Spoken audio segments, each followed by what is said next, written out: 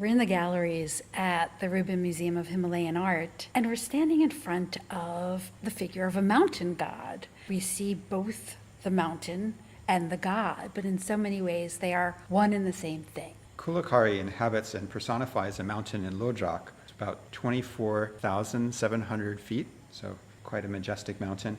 Kula Khari is a god in Tibet's indigenous Bön religion who was later absorbed into Buddhism, and he is still revered by both traditions. And Kula Khari is actually said to have been subdued by a magician and then becomes a protector of the land and a protector of Buddhism. Padmasambhava, who's a great tantric master, saint, and magician, subdued the land of Tibet for the conversion to Buddhism and converted the local divinities and spirits to serve as protectors of the faith. This figure is riding a yak. Many of the deities that came in with Buddhism from India tend to be associated with animals that one finds in India. However, the yak, which is indigenous to the Tibetan plateau, the Himalayas, and parts of Inner Asia, is rarely seen outside of a local context like this. And he looks so energetic, so powerful, moving forward, his legs are spread, and we feel the power of the deity through the power of the animal. I love his bristling tail.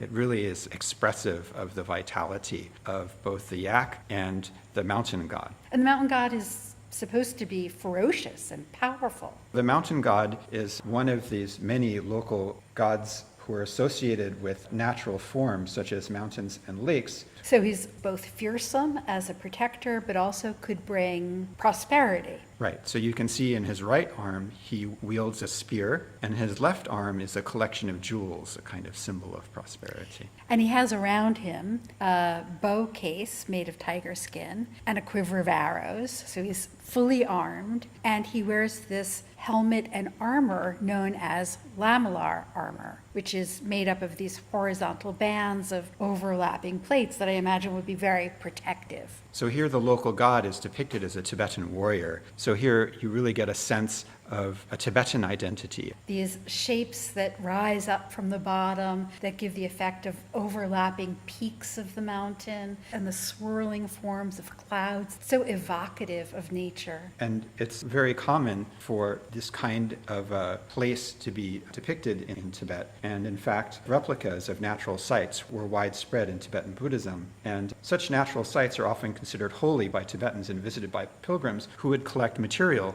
such as earth from a mountain or water from a lake. And so an image of a mountain like this might contain earth from the mountain itself. The substances are fragments of the place but embody the whole. And we see around him what looks like his palace or his abode. You can see his mountain abode is populated by deer who frolic along the bottom, and the ingenious use of these teardrop shapes to create the sense of the mountain range. So the medium of this work, clay, and the idea that it likely includes earth from the mountain itself, brings together the object, the mountain, and the god. And I see two small figures on either side. The one on the right looks as though it's making an offering. This could be an attendant, someone making an offering, and on the left is a naga, or in Tibetan, a lu, a snake spirit, who are the guardians of the treasures of the earth. He's so dynamic. As he strides forward with the spear in his hand, the scarf flies behind him. This object really reflects indigenous traditions